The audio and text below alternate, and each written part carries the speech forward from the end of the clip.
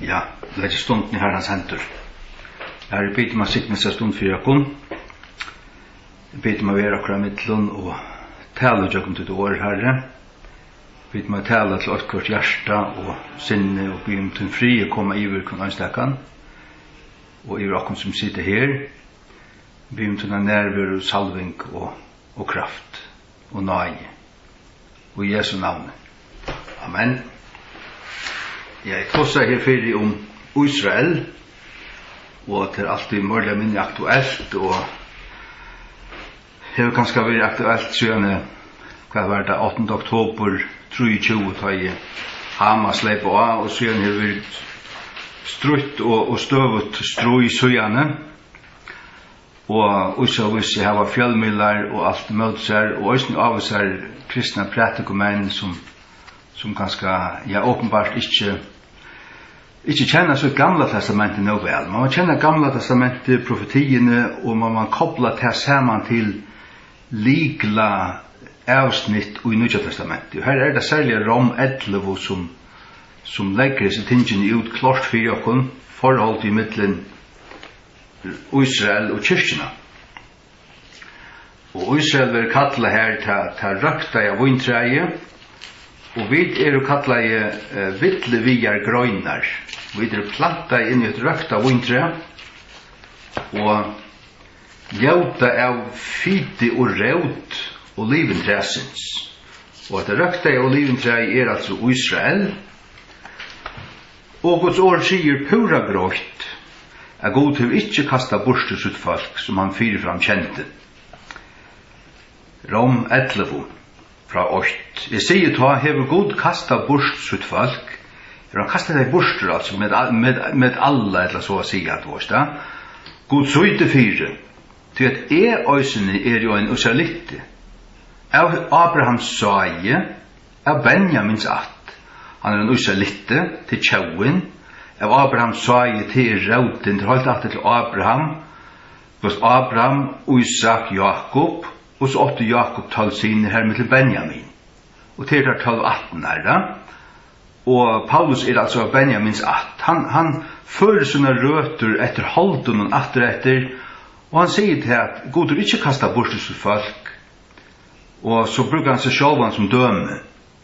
Så sier han uttrykkelig i vers 2, av 2 God har ikke kastet bort sitt folk, som han fyrir fram kjente.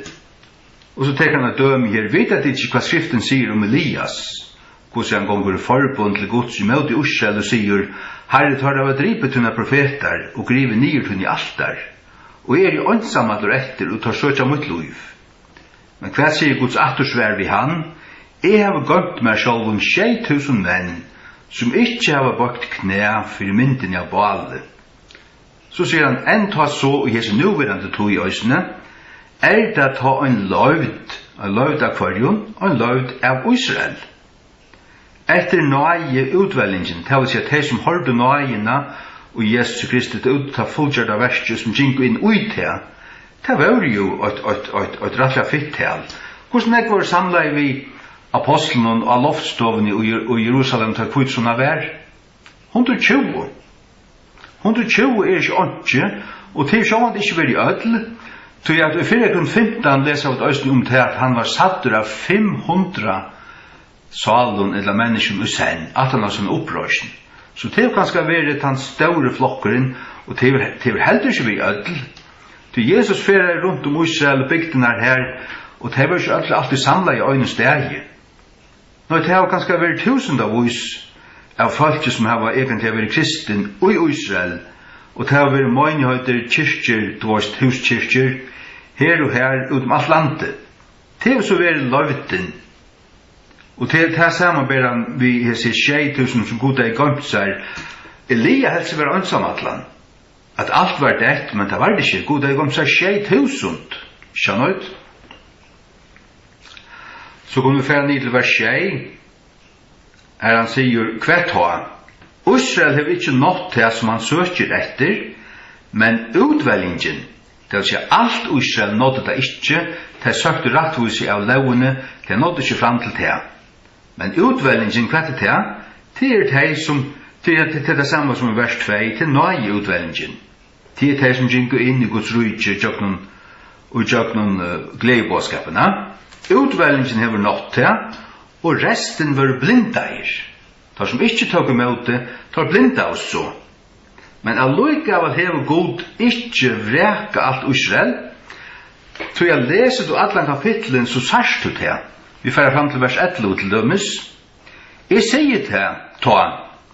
Her var tar snava, her tås om tar som har snava, tar som har fotlo.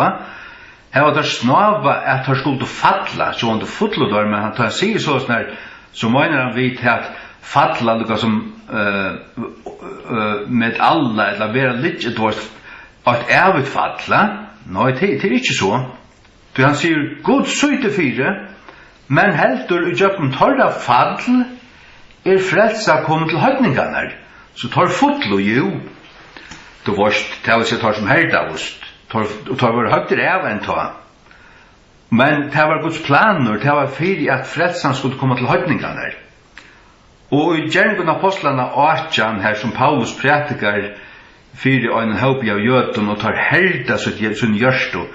Her kommer det til skarpskjeringar. Paulus rister sin kladna og sier blevtikkara veri pratikkum, tikkun sjálfun. Hian fra vil færa til høytningarna. Og fra tog løt og gjørdest han høytningatruboare. Men allikevel sjálf tar eldstu apostlarnir tar var sittande I Jerusalem. Her sette apostlar rai. Paulus og gjengen apostlarna 15 har førningan til rai og Jerusalem. Her sjå du der, Men så at ni vet av dem til at det kom forfylking at han har deia Stefan, så det var spjatt, og det var vui ut Israel, og ut Israel, men så snar vil det goda. Men hikk, vi leser her, ja, frelsa kom til høytningar, vers 11, for at etja tar til oss brennes. Det vil si, jødan skulle sutja til at Guds rujtje bor nu til okkom, vi tar Guds dörd og nærvær og fri, vi tar som at kjenne Israels god Jehova. Og de kunne ikke si at de ikke her, de utanfor egentlig, og I mån til at være inne I Guds nærvær og født av god I andanna, men de allikevel Guds lyftesfolk, de allikevel elskar fyrir fedrarna sætjer, vers 28 sier til, hva gledebåskapen vi vukur tar fudgjendar fyrir tikkara sætjer, så det tar gjørst fudgjendar til tar herduse I møte gledebåskapen. Men så sier han, men hva utveljingen av værar tar elskar fyrir fedrarna sætjer, tar elskar fyrir fedrarna sætjer til god gjørde vi har sottmala vi Abraham, Isak og Jakob, at torra sa skulle han gjøre seg at folk, og til folk skulle alltid være til. Så stender her også I vers 29, tog Guds gavur og kallan utan Iran. Hvis God gjev nekka, hvis han kallar nekka, hvis han lovar nekka, gjev nekka, så Iran han seg ikke det. Han teker det ikke attur. Han vil gjev det, og det stendur. Ja? Halleluja. Så det til at vi vuker sånne grøynen, vi får ned til vers 16 I Rometlo. Her han sier såløsne her, og sommar av grøynen vil seg brottnar av. Sommar, legg mest til, det var sommar brottnar av, det vil si boier, bygder, attargrøyner og så videre, her det herde seg og ikke tok imot det, her døy det, det var brotten av, og så hette hendt alt, og ta omløy, Arset og til 3-4-35 og tvåst, og så framåt herfra. Men så I Araf Fjers ble Israel dømt. Og her ble disse grøynene brentar og ryknar ut ur Israel, egentlig, og spjattar ut allan heim. Sommar av grøynene vil så brottnar av, og som et vilt oliventre. Det vil si at det videre av høytninga 8, videre et vilt oliventre, varst grauer setter inn torra mittlun. Vi grauer sett inn torra mittlun. Det vil si at frumkyrkjan var jødisk, Paulus var en hebreare, eller en israelitte, av Abraham sa av Benjamins 8, og han prætika høytningun gledebåskapen. Og så tok vi det med, og vi finner lod saman vi tøymon og isen her, I Sjannøyd. Og to som så vilt oliventræ vart grævursetter inn torra mittlun, legg mest lese årene, torra mittlun, og vi taimon lotekur, og raut, og fite, oliventræsins. Træje viser seg å være 8. Rauten øyn. Det så god til vi byrja nekka her, halt at vi Abraham, Isak, Jakob, og røkta seg et folk, og vi åpenbart grævursett inn uget her, det ikke en annen raut, det samme raut, og til fiten kommer ut til okkun, lukka så vel som til jødene her, til at han andlige signingen av öllum hus som god til vi gjørst, og jøknun Israel. Vers 18, ta rausa at her ikke umøte grøynene, ikke halda til å være bedre, eller rausa, eller spotta tøyr, eller nira tøyr, til god for å frelsa tøyr. God har en plan. Så sier han, men om du rauset her, så bærs du ikke rautena, men rauten til. Her ser man bare rautena vid grøynene, jeg vet om vittle vi grøyn som plant inn i dette treie, til rauten som kan ber okkun. Vi kunne ikke hevde okkun, vi skulle være eimjuk og øktast som det som stender her. Du vil ta si at grøynene var brottene av for at jeg kunne være grøysetter inn, så hadde røtten som gjør ut av min hastavre som ville hevde seg. Så grøynene tar miste godt røyke for at vi kunne få det. Ja, og hva sier han til det vers 20? Han sier rett. Det passer. Men så sier han, vegna vantrygg var det brottene av. Og to stendur vidtrygg, så sier han, vi ikke hastavrer, men øktast. Kvoi? Ja, men Sverre kommer i neste vers 21. Tog at God ikke sparte naturlige grøynene her, så at det var til naturlige grøynene her, og han sparte der ikke, ta det ikke tro, men herde seg. Ta gjev ans, at ikke han øysene spærer ikke til, så tenker han være at han ikke spærer okken heldur, hvis vi ikke øktast, hvis vi ikke har støv, som stod her i vers 20, og røvsåkene møte de naturlige grøynene og så videre. Det må du ikke gjøre. Vers 22.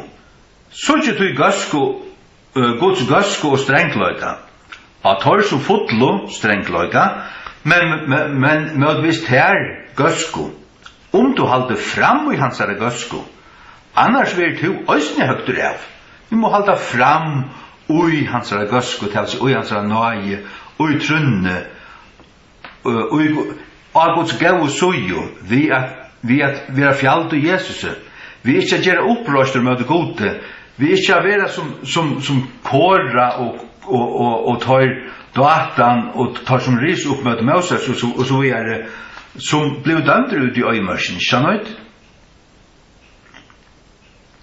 Vers 23. Og tar øysene, tar ikke være verande avfram og vantryk, tar ikke verande av, tar jo vantryk nå, men tar ikke være verande avfram og vantryk, skulle være grauersetter inn. Så ja, god mentur a grauersetter tar inn attur, sagt du, tar vel her, men så vil det høgder av grøynene, til å se stammene, attene, familiene, og så videre av Israel, ja? Det er to varst skåren ur oliventrænen som vilt av natturu, og varst grauersetter i møte natturu inn i et godt oliventræ, ta hver mykje møyre skulle heser, som veret her naturlige grøynene, vera grauersetter inn i sitt egna oliventræ. Så kommer vers 25 og 26 som rettelig sentral i doktrinene. Og det skulle vi lese. Så jeg vil ikke prøve at det skulle være avvitende om dette landarmål. Dette landarmål. At ikke det skulle være viser og til egna innbildende. Innbildende til å bidle seg noe inn som om at to vorsnekka og ersnekka og det sjalvåna. Innbildende også det samme som å være hastavler. Så sier han, blindløyge lotvust hendur for Israel. En pastvust, lotvust blindløyge. Men skal han være over? Nei, åpenbart ikke. Til han sier, inntil høytningarna fytle kommet inn. Inntil et avvist tøyarpunkt og i tøyene til her fram til og så ikke langer. Ta høytningarna fytle kommet inn til å sette fotla tale Allen høytningen som kommer til mot frelsene, ta et tale, God sier at et tale fullt, så hender det at God Jesus kommer og rikker borster kyrkjelige til bryddelskvalgmål til lamsins, og så for Israel kjøpnene trångt, og sørst ut i trångten skal alt Israel være frelst. Så vi leser i vers 26, og så skal alt Israel være frelst. Takk og lov. Han som skriver stendur, ut fra Sion skal utfrieren komme, og skal vente av godligløyga borster fra Jakob. Og den klare profetiske mynden i Gamla testamentet, hun stender i Genesis 23, fra 23 og ut til Altrus, ja? Om Josef og brøver hans her.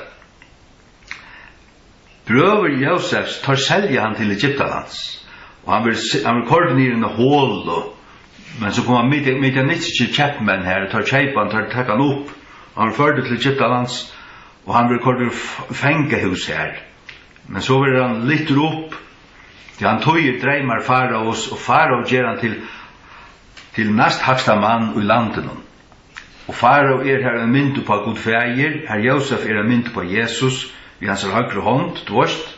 Han får ring av sin hånd, og som innsiklet, som gjør honom alt vald som han har brukt for det.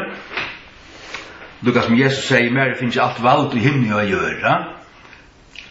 Men så kommer brøver Josefs til hunker her, og tar kom her å kjøpe brei i kodden, og Josef selger døymon, og så kommer det 3 og 4, og tar gjør Josef seg kunnan, han sier hvor han og han fyrer døymon, og tar gråta alle her saman, og Josef sier seg kjent år, at God alle er her, alt saman til gaua, til å frelsa negv folk av løyve, og til sånn her, Jesus ble sviken av sin brødron, og han ble siggen i, han får ned i hålene som han får ned til helvetes, men så ble han halvet opp atter, og han får ikke nekva trångt, men så ble han litt opp atter, og nå har God hevet han opp og givet noen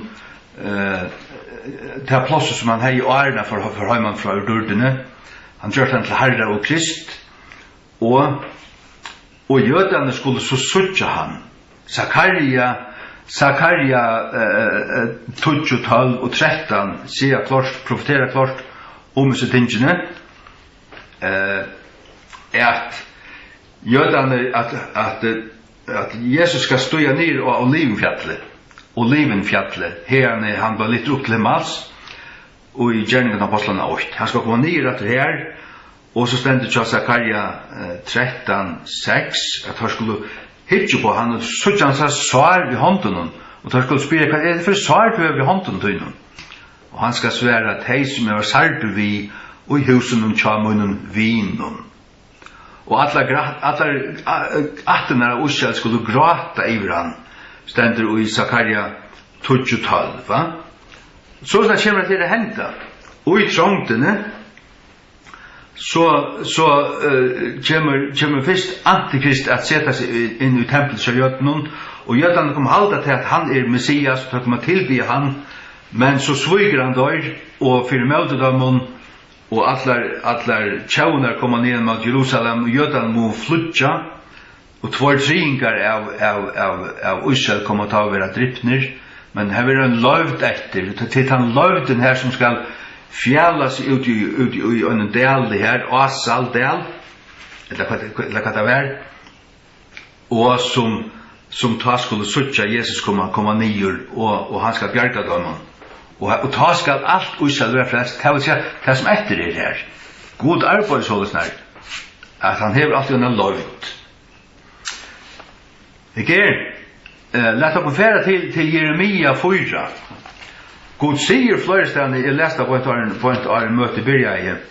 God sier flere stedene at altså han tåser om han for å døme tjauna, men jeg vil ta ikke utsletta, jeg vil ta ville lete en løvd ved etter. Jeremia 4, 22. Jeremia 4, 22. Du svar hever Herren sagt, alt landet skal være øye, tau vil jeg øygjera fotlan enda av. Tau vil jeg øygjera fotlan enda av. Alt landet skal være øye, da dømeren kom, skulle det være øyelig, at det skulle Vi sterkur dømer, men han vil tau ikke gjøre fotlan enda. God dømer, men han gjør ikke fotlan enda. Kapitel 5, vers 20. Færi opp og han murar og øye, men gjør ikke fotlan enda. Sagt du. Og vers 8 nøysene, samme kapitlet. Tau vil ikke ut ham døven, sier Herren, gjøre fotlan enda tjatekun. God gjør ikke fotlan enda. Han hever en lovt, og til òsne vi Israel, og så snar arbeid god han rønnsar, og til han bjergar tøymen som eimjuk, og som søker han verger teg. Og ja, let oss lesa, nå vil i Jeremia, let oss lesa i Jeremia 31, her God sier, så uttrykkelig at Israel ver til så langt som sol og man i støttene standa skal alltid være en tjau framme for Herren. Jeremia 31 fra 35. Vi leser: Svar sier Herren, som gjever solena til et ljøs om dagen, og regleskipene månans og stjernana til et ljøs om nottena, som skilur skjeggven ta i alder hans uila, her i herligan hans navn. Ter regleskipene vujtje framme for mer fra, sier Herren, så skal så skal Israel så, òsni halde pæt, fra at være en tjau, framme for mer æver, sagt Israels så, hvor Israel til Jakob, til attarfeiren, som 8-12 attargrønner. Til å si alt det så, alt avkommet av Israel. Hvis det regleskipene halde pæt, det halde jo ikke pæt for en heimre gonger unders. Heimre kan ikke standa hvis solen heldur pæt. Og så skal òsni Israel så halde pæt fra at være en tjau, så tar å være en tjau, og tar der enn. Framme for mer æver. Sva sier Herren, himen i erva kan matast, og gjerne en grunnvattler grundast ut i negra, så vil jeg òsni kasta av alt Israel så, så her sier han alt Israel så, til han kastar ofte av, han rønsar, han soltar, de som herdas og ikke vilja tryggva, de vera støyte ut og så videre, men God hever alltid unna løyt. Alt Israel så, fyrir alt det som tar av gjørst, sier Herren, men her tar vera til æver. Tog der til i det. Og lad dem nu fra til Salm 105. God gjør det sottmala vi Abraham, Isak og Jakob Kanans land, som det som Israels land Aren til fikk navn i Israel, så det et avvist land vi avvisar målt, altså det et avvist østje av hjørne, som tess tjattna til om du vil sin større, om du vil minne, og i tusenarhusen skal det være nekst større i atter. Men til Kanans land, han gav dem til æver, og han sier enda for 1000 atter, hvordan lang en att? Og en att hvis vi sier 40 år, hvis vi så sier 1044, så det 40.000 år. Og det merker altså, hvorst kvett, for øya det æver. De kunne prøve å teka det til god og givet om det, og god kommer å sørge for at hatta torra land, og han sier kvett, nekkar sigur. Psalm 105, fra vers 8. Han var minst til sin sottmala æver, året som han bei til 1000 atter, 1000 atter, så stendt det her, året som han bei til 1000 atter, han sottmala som han gjørte vi Abraham, til attarfeiren, og som øy til Isaks, til sonen hans, og stedfeste Jakob i hins sama til leu, så ta för fra sottmala, til å være en øyer, altså han svør vidt at det var så, og så stedfester han Jakob i 3 atterlig, altså, til en leu.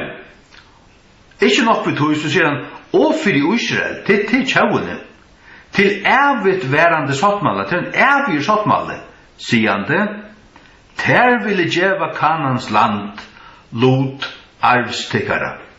Og just det samme stender også i Fyrir Krønikebok 16, 15 til 19, vi får ikke lese det, men her stender akkurat det samme som stender her. Og hvis vil du referere til at her hver han svør Abraham og Isak og Jakob, så kan du lese Genesis 15, 18-21, og 16, 6-8, og 21, 12, og 35, 11-12. Alt i Genesis. Så hatta så, hatta kan man spela bortur fyrir og vera vittløytur fra og ditt og datum, ta vera nekv i det, og rister bare vi hatt noen å si, ja, til at jeg kjenner ikke tikkara bøybel.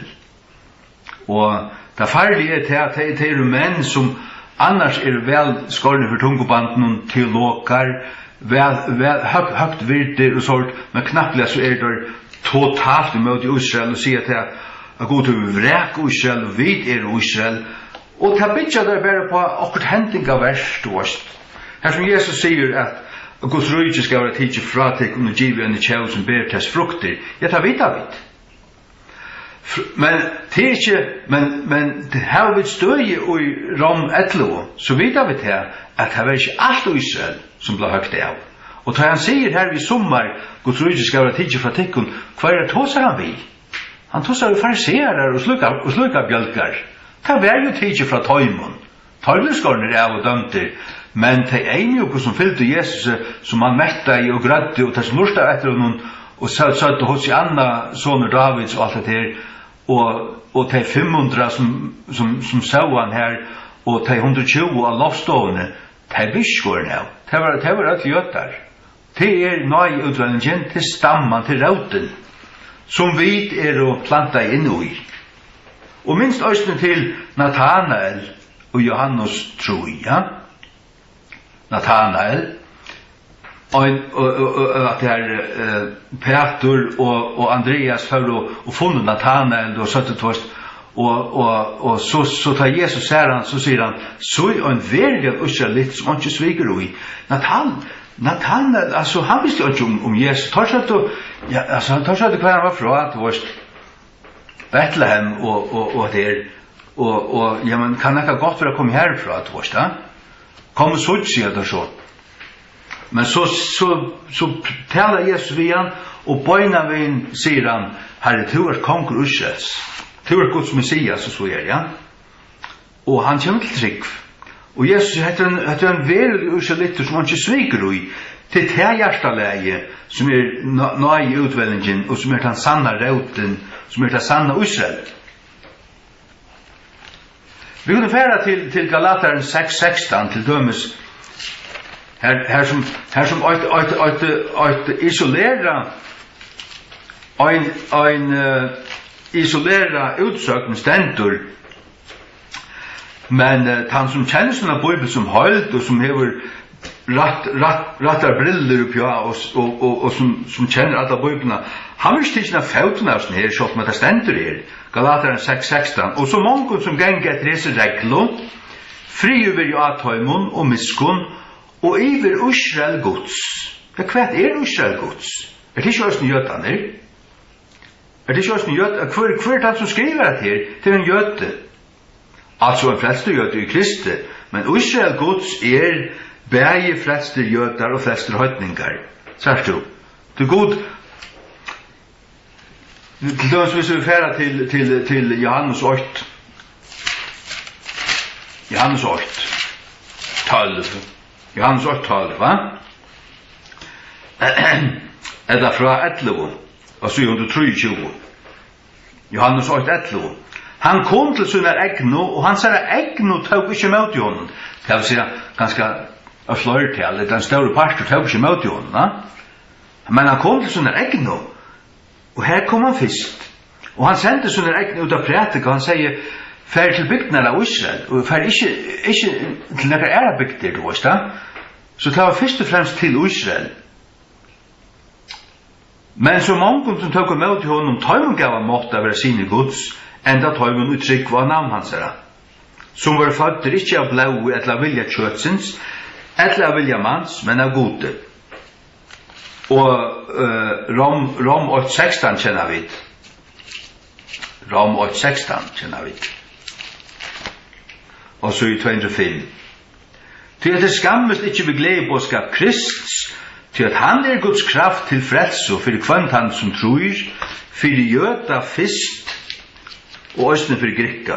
Og grikki her til alle høytningarna, men for jøda fyrst, tog jeg frelsen kom fyrst til jødaner. Han kom til sånne egn, og hans egn tok seg mot jødene. Men så var det nøye utvelling her, og en frumgrauer og en frumkirkja, hun var i Jerusalem, og så førte det ut herifra, og så det kommet til okkara, og vi planta i vidtøymen inn i et godt og liventræ. Halleluja.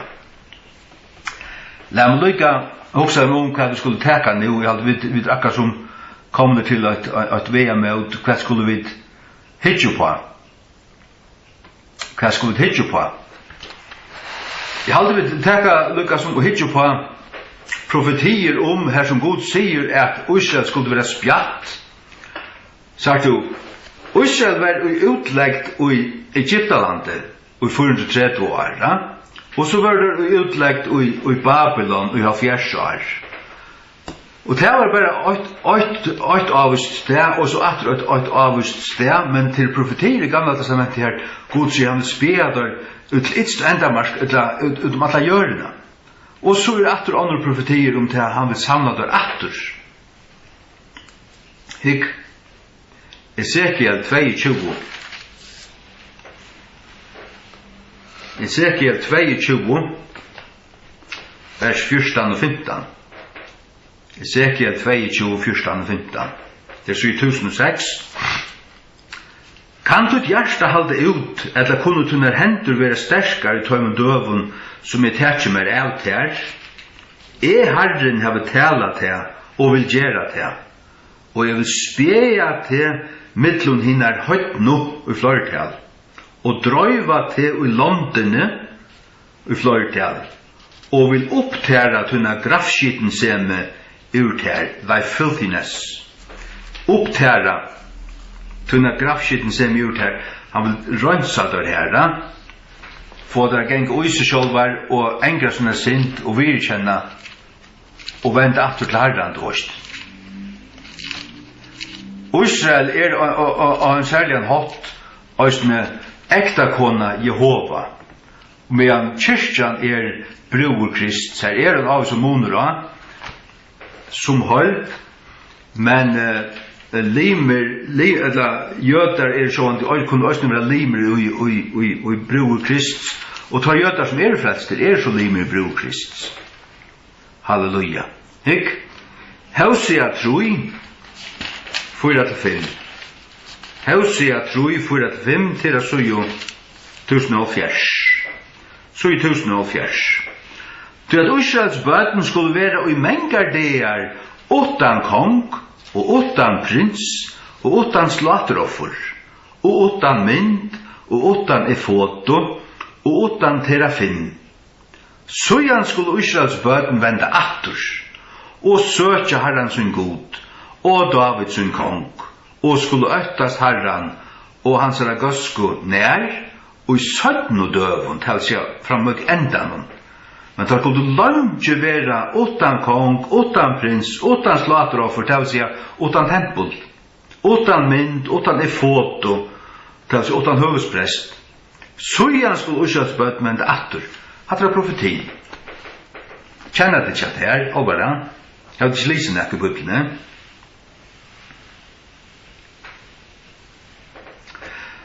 Hosea 6:8 komme og lærte oss vende atter at Herren, til at han vil skratt, og han vil grøve okkon, han vil slie, og han vil binda okkon. Hatt var også om Israel. Etter 2 dager vil han endeløyke okkon, og i 3 dager vil han røyse okkon opp, og vi skulle leva i hans aksjon. Lukas 21, vers 24. Lukas 21.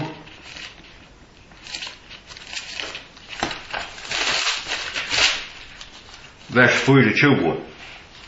Her sier Jesus om jødene såleis, og de skulle fatla ved svarsekkene, og være løyt bostur her tidsen, og i atlar tjauer. Han profeterar om det som hendte i 74, 40 år långt fram härifrån som han talar till. Det ska vara löjt och här tiden löjt bort i alla tjauer.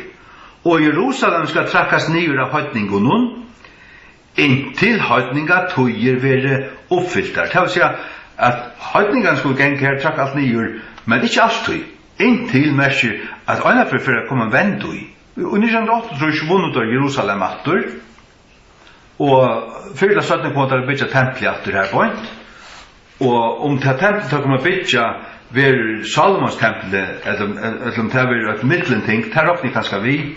Men Ezekiels tempel, Ezekiels tempel kommer att vara byggt. Och det är omgående vara byggt. Och det kommer att standa i ödlefören och i tusenarryggen. Ta i Kristus kommer att sitta i Jerusalem og vera konkur yvir jörene allare. Halleluja. Aftur koman, her leser vi tja Ezekiel 20 om afturkomuna. Ezekiel 20, vers 34, det er altså 1003. Ezekiel 20, 34. Og jeg vil føre tekken ut fra falskjennom, og vil savna tekken ur Londonon, legg meg ikke lest til Londonon, ikke Landonon, ikke Babylon, ikke Egyptlandet, men Londonon. Og det er bare hent øyne for at alt Israel var spjatt i mange land. Jesus profeterer det her, vi løste her til Lukas i Jan, ja. Savna tekken, her profeterer han om hvordan han skal savna det atter. Savna tekken ur Londonon, som tidligere spjatter ui, vi mektigare i hånd, og vi utratten arme, og vi utheltare øye. Og Ezekiel 34, 11-15. Ezekiel 34, 11-15. Halleluja. Vi elskar Guds år, tryggva for en år Herren uttala, og Herren lærer okkon. Lät oss vara lärtar av Guds anda, Guds år, och standa fast här och lukka öronen för varje liknar rödd och liknar anda, ösne nu i sista tog. Vi vill inte lova Satan att göra oss till hätare av Israel och spottare av tillröktiga vintran, som vi är plantade in och som vi skulle vara samman med i tusenarryggen. Till jag svasir Herren god, Ezekiel 34, alltså fra 11. Så enta vil bæge løyte etter mun seie og søkja tar opp. Og en så hyre søkjer opp sitt fylgje ut i det som han middelen sun sei, som spjatter, så vil jeg søkje opp mun sei, og vil utfrøya tar ur öllum plossun her tar av spjatter og ut i skudjuta og myrska denun. Og jeg vil føre tar ut fra falskjenun, og savna tar fra Londonon i flertallet, og vil føre tar til tar egna land, som vi løser om i Salm 105, som god vil give dem om æver. Til tar egna land, så stender og føa tar opp ja Ushels fjallun, vi egenar, og i ætlun landsens uibun og plossun. Jeg vil føa tar i gavun bøyte, og opp ja Ushels høvefjallun, skal tar byrge vera. Her skulle tar litja og i gavun byrge, og i føytun bøyte skulle tar bøytast av Israels fjallun. Jeg vil føa mot fylgje, og vil 11 tøymuna leggjast nyer, sier Herren god. Halleluja. Underfullt. Underfullt. Esaia 11 årsne. Esaia 11, 11-12. Esaia 11, 11-12. Vi leser om profetier om Israels savnan saman av Herren. Jesaja 11, 11-12, og det skal hente og tog deg at Herren skal sette sånne hånd atter for ærefer, til å vinne atter løvdene av sånne falske. Da han sier for ærefer, så det at han har gjort dette før. Tar av spjattet før, men dette for ærefer, som skal være etter. Men så sier han fra fra flere London, til å si dette det som han gjør det under 1948. Og fra Assyrio, og fra Egyptalandet, og fra Patros, og fra Kush, og fra Elam, og fra Shinar, Kinar Irak, og fra Hamat, og fra Odjon Havsins til Bretlandet, til Amerika og Australia ja. Og han skal sette opp hermerske for tjaunar, og skal flytja Israels utstøtto, og savna saman hinna spjattu av Juda fra gjerrarinnar 4 hotnun, atlastan fra. Halleluja. Halleluja, ja. Så leser vi i Jesaja 6:8, eller Jesaja 6:8, fra tjei. Æren hun hei verskjer bær hun fram, bæra fram til føa. Æren hennar poina kom, bær hun utfruja vid drangjabatne. Hver hørst slukt, hver sæslukka luter, skal gjøren fåast a bæra fram i øynun degi, sagt du, i øynun degi. Eller skal han tjau fåast alt fri øyt, tog så kjøtt som Sion, tid hetta Sion, og hetta spotta sionister, ja, sionister, hva er det? Det er at Israel øyer Israel. Eller jødan øyer Israel, og god givet dem da, og god førster heimater. Og så tåler det ikke til å spotta det. Hva er det ikke det som gjør det? Til så kjøtt som Sion hei versker, bær hun fram sunne bøtten. Skal jeg føre til føyingene, og ikke få å bære fram, skal Herren føre det helt fram til føyingene, og så ikke få føyingene til hente til vårt da, sier Herren. Skal jeg få å bære fram og låka med oløyve, sier Herren, når jeg sier god tøyn. Fegnest vi Jerusalem, gledest vi henne, alle tid vi elsker henne. Fegnest av frøye iver henne, alle tid og syrja iver henne. Til Herren er givet dem efter landet, først av fram, og det er akkurat som Jøren fødde, og Sion hei verser bær fram sine bøten, og en tjau var født etter øynene det. Hver tjau? Israel, nær 14. mai 1984. Det kan du knutja vel inn til ni eier til antisemittiske djevel du verst, hvor du verst. Vi som elskar god, og vet at det er god til en plan vi gjør til noen, vi elskar det her, og vi frøvast i det, og skilja oss med motstøvna. Ta motstøvna kommer fra Satan. Han øser opp alt dette, alle akbar patcher, og alt dette vinstrehandla patcher ved grunnen har, som snakkar om vevlagsbrøytingar, alt dette her. Ja, vi så ikke det, at det samme ante, at samme folk, at det samme godlesa patcher, du vet da? Simpelthen. Men vi er planta i det som Bibelen sier, og tog kjenner vi alle tingene vi så ikke hvordan falskjen øst og det var fotløyd, og så høyrer vi hva det sier, og det er bare likn, og man er likn. Ja, så lett jeg det ikke ut, altså. Vi fløyte av det. Så er det ræfylkjan i atterkommende. Det fra Isaiah 43. Isaiah 43. 5-6. Ræfylkjan og i atterkommende, ta jødane blir komme atter til Israel, Guds år sier akkurat ræfylkjana. Øytast ikkje til et vitt her. Jeg vil føre satut ur estre, og savna til ur vestre, nummer 2. Og vil sia til norran, nummer 3, gjev fra ter, og til sunnan, nummer 4, halt ikkje atter. Kom vi sonen munnen lengt bortirfra, og munnen døtron fra gjerarinnar endon. Sørst du. Nummer 8, det tar første jødene som flott og tar kommet fra Estur arabiske Londonen. Nummer 2, det var fra Vestre. Det neste jødaflyttingene heim til Israel, det kommer fra Vesterheimen, Tyskland, Poland, Amerika og Ærestane. Det 3 var ur Norge, fra Norran til Russland. Nå først blir jeg å russiske jøder flytte heim, at han av muren fell og Sovjetsamveldet fell til Årstad. Ta flott nekve jøder heim under 1924 og frem etter.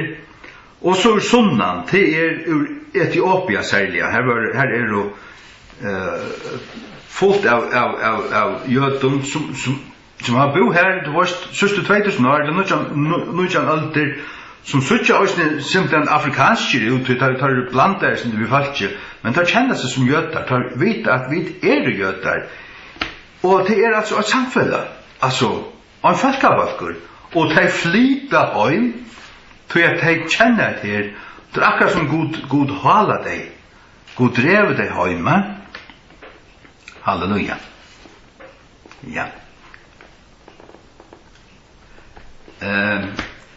ja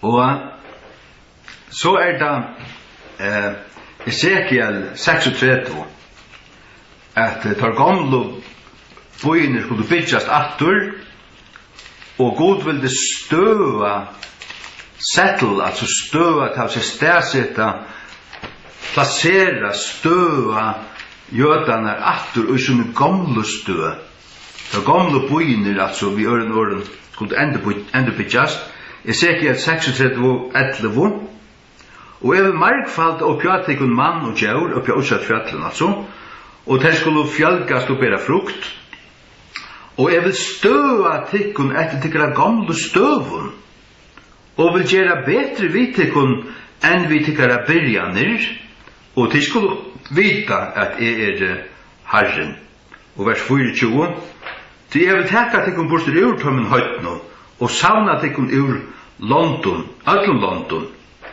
och vill föra tikkun in i tikkara egna land halleluja och jötan har så byggt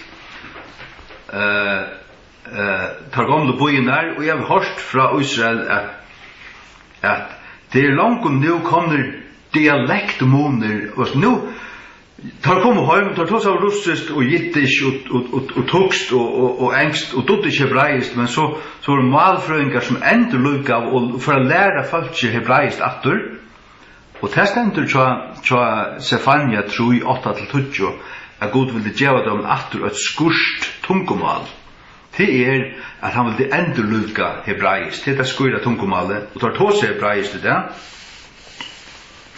och men långt nu är det har fjärde år att han har fått är kommit hem nu är det dialektmoner i mitten jötar till döms det som bygger Galilea det har en särskild dialekt här och malfröingar säger att här dessa dialektmoner är då ting som du kunde läsa om i gamla tog i ösene det är akkurat som att det samma kommer fram attor och det har samma vid det som ständer här är väl stöva tecken efter tycker gamla stövun det är akkurat som dialektmoner är inbyggda in i stöjene eller sådär när kan man huxa sig egentligen för så är det här att i Matteus 11:21-23 här bannar Jesus trutja bojer Korasin, Bethsaida och Kapernaum Matteus 11 Matteus 11 21-24 21-23 Voit her Korasin voit her Bethsaida Ty te mekti jo versene som var gjørd i tikkun hadde vært gjørd i Tyrus og Sidon så hadde de lengst søen avvendt og sett jo øsko men jeg sier tikkun det skal være uthalteligere av tja Tyrus og Sidon og døma deg enn tja tikkun og to Kapernaum som hevi opp til himmens skal være ført nyer til helvetes til te mekti jo versene som hadde vært gjørd i ter hadde vært gjørd i Sotomo så hei han vært verand inntil henta det og hese trutje bøyene er jo merkeligvis kan du sige ikke for åkken som tryggva ikke enderbygder tar bare ruiner tar øyer tofter Jesus forbannet disse bøyene her og vi tror ikke at det tar ikke bygder atter og jeg sier bare ja, døylet, takk og lov det er bare prekum til at Guds år er høylagt til rett til allutdante Jeg løyde altså av alt Guds år. Ezekiel 36 sier til at Israel skulle være som Eden. Israel var øyemørk. Mark Twain skriver om, han gjør en affær til Israel i 1830 Han säger att det var så oj här levde inte här sådana araber här onkel jötar var östen här men här var allt så oj och det här var inte han skrev bara en särskild så på torsdag. Men så kommer jötarna hem och allt har blommat så igen det blev som Edens altengärder. Esekiel 36 från 34 och ta öppna landet ska vältast. Kvar ut hela öje och action allra som fører fram vi. Og tar skulle sia, dette landet som øye, våre lykka som Edens altengærer, stikk den. Og tar avtofta og øyne og øyeløtte stegene våre gyrder og uibunner. Og jeg ser også mynter nere det var fra høgt opp i luften når man ser nere Israel grønt, og alt rundt her bare øyemørsk. Så tar elska landet, tar velta, og tar gjøre vattenløyngar ut, og tar dirskada, og vekser, til så våre som Edens altengærer. Hette Guds profeti, og til gingi ut. Halleluja. Det det altså. Og Israel skulle være øynkjøv, vi vet at det et lunge fra Eogenær, kanskje 600 for Kristus, 600, så för Israel sundru tvär tjaugur, det var Israel för norran och Juda för sundan. Esekiel 23 säger att han skulle vara öntjau, inte tvär. Esekiel 23, 1-22. Esekiel 23, 1-22. Nej, till 22. Och säger vi tar, Svasir Herren god, så jag vill täcka Israels böten hinna höjten och mittlun ifrån, hver tar vi farner, og vil savna tar av hver suju, og føra tar inn og i torra egna land. Men jeg tar ikke bo her, nå ikke alltid, nå er jeg det, nå ingen annar øyer Israel tar god og givet om det i æver, tar vi utleggt, god fører heimater, og til røye valgte jeg sier godt for jeg stavna og en stat og tar kattla av Israel, og han ble stavna og talta meg 8-4, og om tror ikke tålet det, for mer avduka til et svart, develfyllt, hætursfullt hjärsta, og du er ångat sig, og du kjenner ikke denne Bibelen en gang. Jeg vil bare si, vet først vers, altså, ikke nevnt og ikke glemt, det er sammen. Det er sammen, klott jo drumpur, du blinde assen. Så stender vi her i 22, og jeg vil gjøre at høre til øyna tjau i landen av fjøtlen og kjøts. Til øyna tjau, så er det one nation, øyna tjau, og øyn kongur skal være kongur, så det er møtlen. Alle før og utlagt i Arla Fjers, det var tvei, det var borte tvei, og da hadde du kong, så hadde du tvær kongar, til at ta klandra oss her, men det skal ikke være møys. Og det er profeti, altså. Og det skulle ikke møyra være tværtjauer, og i heldur skulle det være sunderdolder og tvei kongadømmer møyra iver høver. Vi leser å gjøre. Og heldur skulle det dolka seg møyra visunnen av godun, eller visunnen av tespelig tinkun, så er det god fyrir røntsa, der sørst du. Eller vi nøkron av sånne misbrottun, men jeg vil frelsa tøyr ur öllum tøyra boilun, hver ui tøyra hava synda, og vil røntsa tøyr, sørst du. Så skulle det være folk mot, og jeg vil være god tøyra. Så stender David her, og David mun tjenare skal være kongur i døymon. Det er altså profetisk om Jesus, og Jesus er av atterlinjen Davids, og han skal rydjas og sete Davids, stender i gjerningen apostlarna. Og tar skulle hava øyn hyra til oss Jesus. Tar skulle oss gengu i munnen døymon, og djeva ans etter munnen avsettingun, og gjera teg. Og tar skulle byggva i landen som jeg har givet Jakob munnen tjenare, hver uitikkara fedrar hava bo, og tar skulle byggva her ui, enn ta tøyr og tåra bøten, og tåra batna bøten æver. Og mun tjenare David skal vera tåra prinsur gusselonje æver. Hatt ikke David sjálfur, hatt Jesus, hatt profetisk om Jesus. Her er at ville gjera friar sottmala vittor til sottmalen Jesus gjør det av Golgata krosset som tar skulle tekke møte øyna for kollektivt at tjauen, og stendur Zakaria 12, va? Det er en evigtverande sottmale vidt tøyr, og jeg vil stedsetta tøyr og markfalda tøyr, og vil seta mun halgedom og myen tøymon allar evir. Mot tabernakel skal oss vera tjatøymon, ja, jeg vil vera torra god, og tør skulle vera folk mot. Og inner høytene skulle vita at Herren halger Israel, sagt du. Han savner derfor saman, vi leser Lauser vers 21, og fører tar inn i tørre land. Han byrjar her, han savner derfor saman, men han savner derfor saman akkurat som det er jo.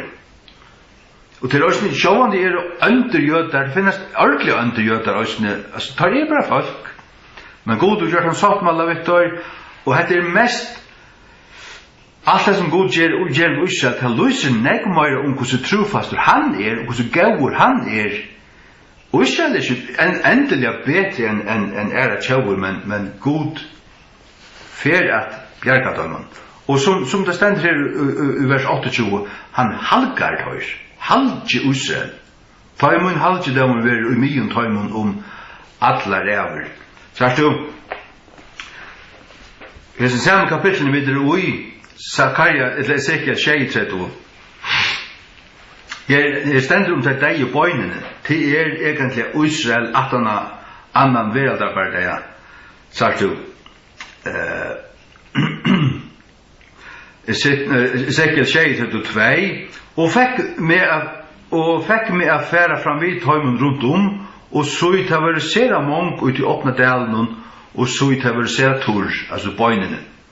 Og han sier vi med menneskesonder, kunne hese bøyn liva, og jeg sverre å herre to vorst. Han sier at du vil med profetere om han iver disse bøyn, og sier vi til, og til torre bøyn, høyre herrens år, så sier herren god ved disse bøyn. Så jeg vil få andre drottaffære i nøytekon, og det skulle liva. Men sagt han gjør det i flere stil, vers 5, vers 6, den drøsning at og hver andre drott og de skulle liva, vers 9, endan her, kom fra inn fyra vintun og andre drottur, og anda og på hesar vigno etter med liva. Men så øysni vers 14, og hver mun anda utikun og de skulle liva. Sagt han, dette løser for meg, dette stivust, øysni som vi så her, vers 21, han savner der til tørre land, men vers 28, han halka der. Halleluja.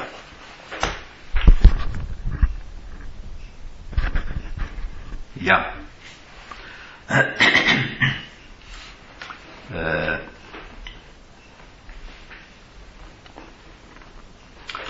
Ja. Lukas Uja, hva de har vi her? Låt oss færa til Zakaria, lesa nokre ting her. Zakaria, Zakaria.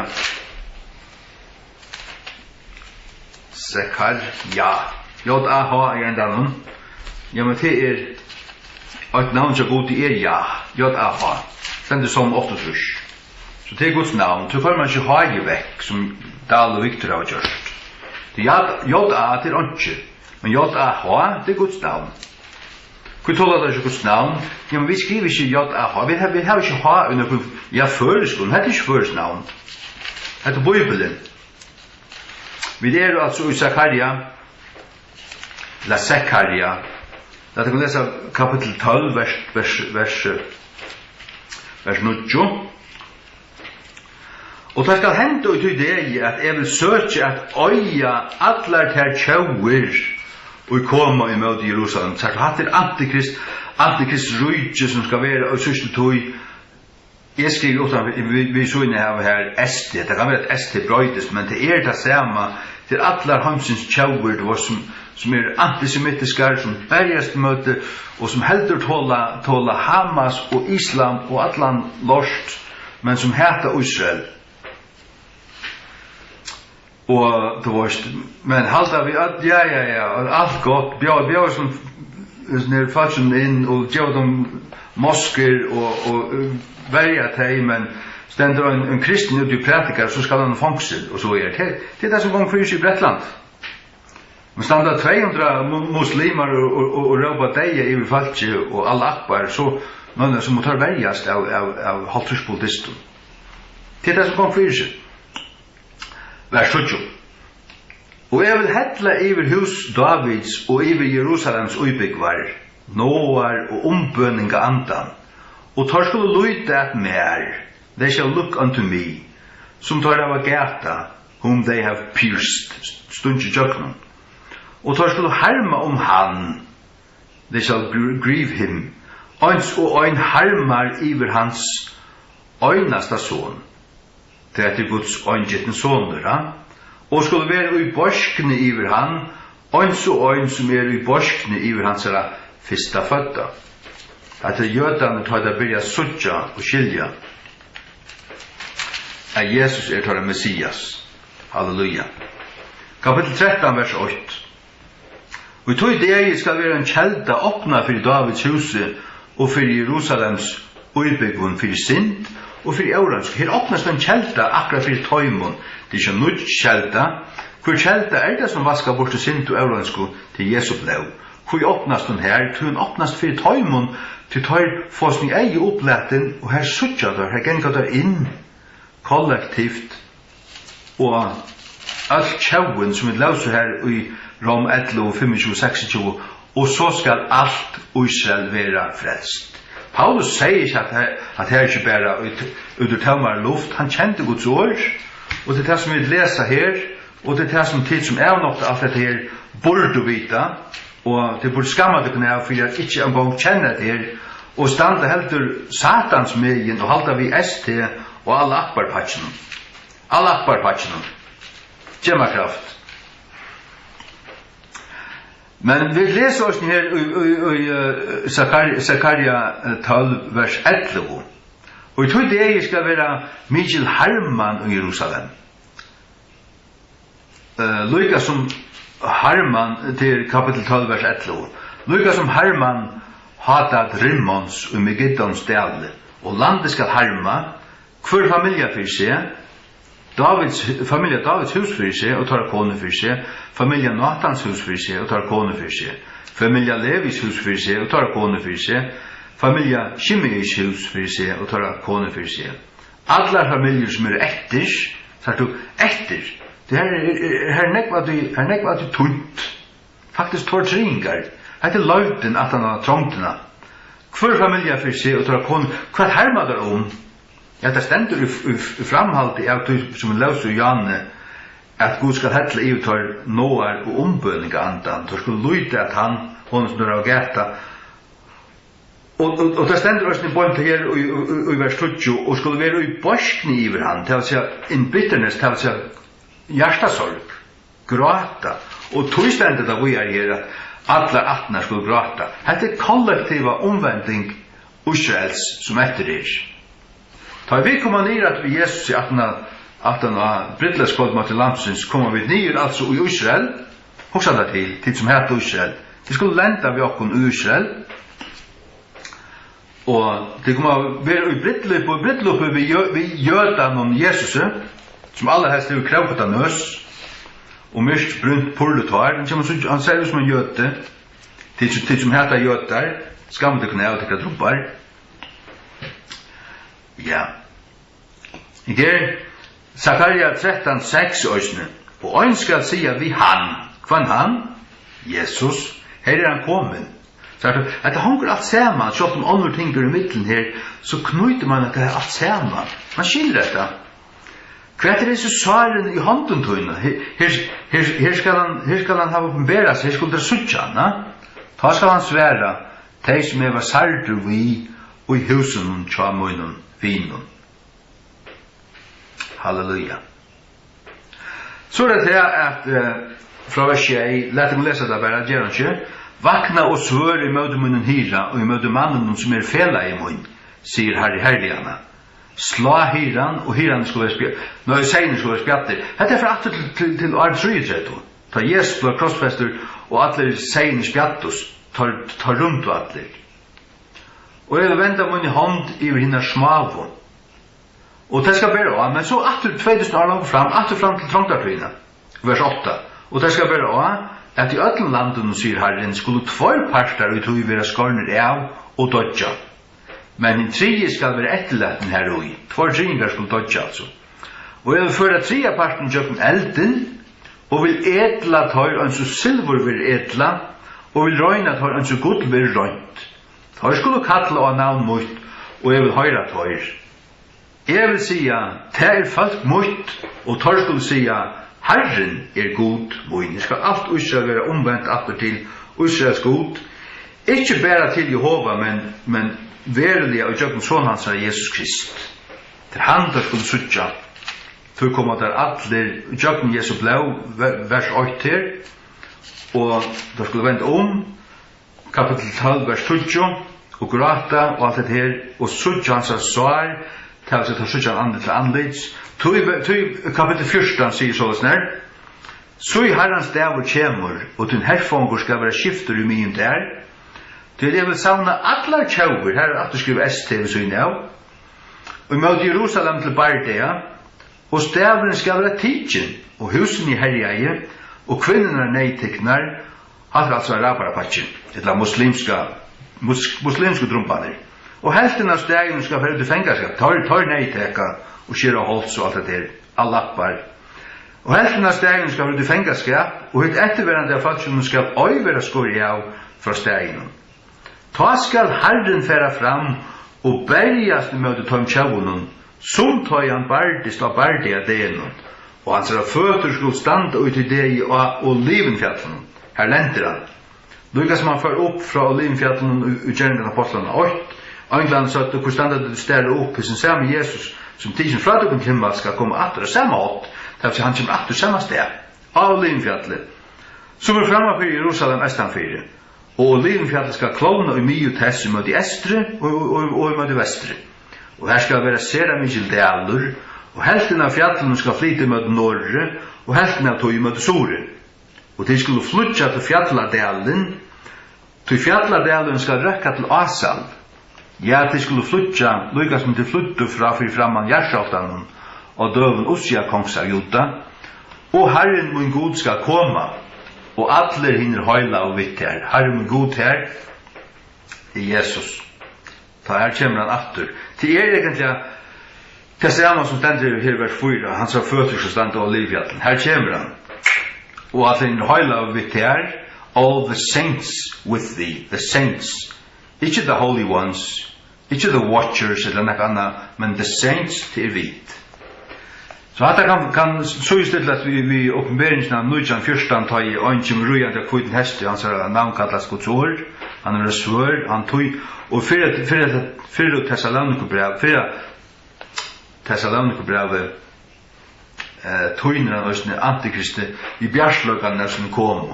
Til alle disse tjauner som kom der ned mot Jerusalem, han skal bjarga Israel i eftirløtu, og bjarga dem her, og tøyna fudgendanon, og setast som konkur og råa i Jerusalem, og alle tjauner skulle tilbya han. Vers 9, og Herren skal være konkur over alle gjørene, og i tøy det skal være øynherre og navn hans åkt, til tøy at Herren skal være tjåkon, Herren Jesus. Og vers 12, og dette skal være plavan som Herren vil slå av falskene vi som har barst med Jerusalem. Torra kjøtt skal tærast bort, medan tar standa av sinne fauton, hatt det ser ut som atom.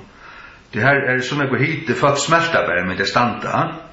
Og torra eier skal tærast bort i torra hålen, og torra tunga skal tærast bort i torra munnen. Edle av bjarslagane har hans komast, det åtte det samme, nei, det ikke det samme, men det også en øyelig kraft og en bjarslagje som tøyner de som ikke øylaten til å sutja det. Vers 16. Og det skal bare også at hvert han som etter av øtlen tom tjauun og kom i møte Jerusalem skal enta færa nian fra året til års at tilbya kongen herre herligana og at halda tabernaklahatuna. Og det skal bare også at hver så ikke vil komme nian av øtlen familjen gjerrarinnar til Jerusalem at tilbya kongen herre herligana enn ta evigt høyr skal ikke regn vera. Så vil jeg at de tar ikke tilbya Herren Jesus Krist, så kunne de bare dodja og i tursken. Det var ikke regn.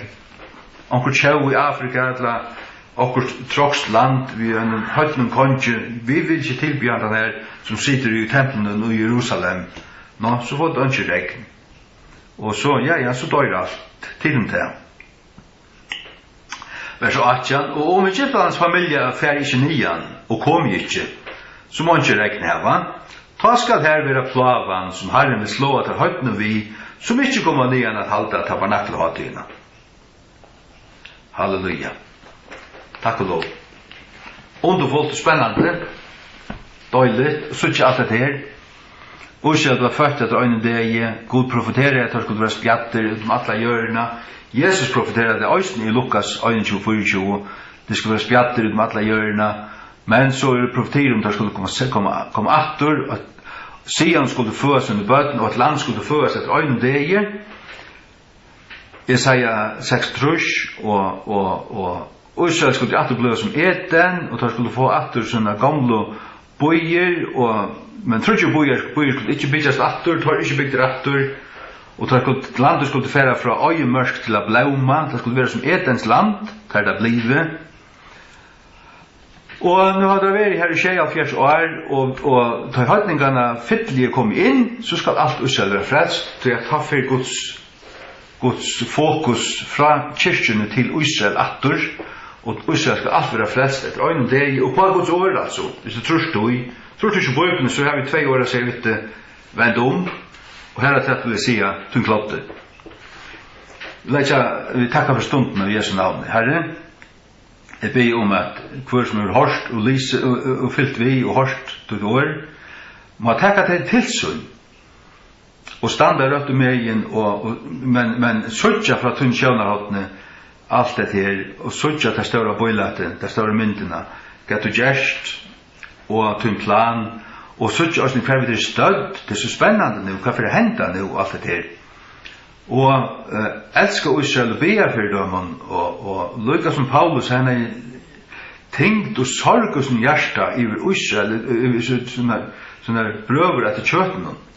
Han vil de yngst selv være banner for hyste for at tar måtte være frelster.